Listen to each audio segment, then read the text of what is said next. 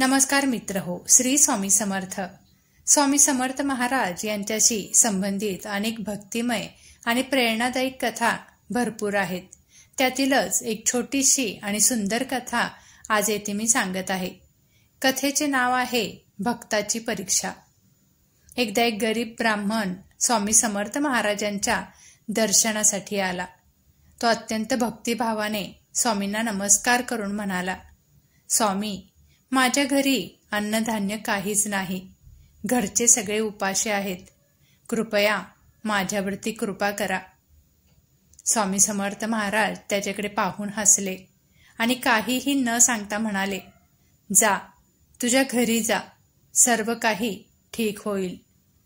ब्राह्मण निराश झाला, कारण स्वामींनी त्याला काहीच दिलं नव्हतं.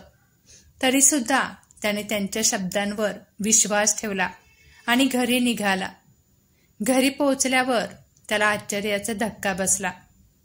एक श्रीमंत गृहस्थ त्याच्या दारात उभा होता आणि तो म्हणाला, माझं पुण्य कार्य आहे. मला ब्राह्मणाच्या घरी भोजन द्यायचं आहे. कृपया हे अन्न स्वीकारा. तो गृहस्थ अन्नधान्य, गोडधोड भोजन घेऊन तेथे आला होता. ब्राह्मणाला कळून चुकलं की ही सर्व स्वामी समर्थ महाराजांची कृपा आहे. या कथेचा बोध म्हणजेच श्री स्वामी समर्थ महाराज आपल्या भक्तांची नेहमी परीक्षा घेतात, पण श्रद्धा आणि सबुरी ठेवल्यास ते निश्चितच कृपा करतात. श्री स्वामी समर्थ. जय जय स्वामी समर्थ.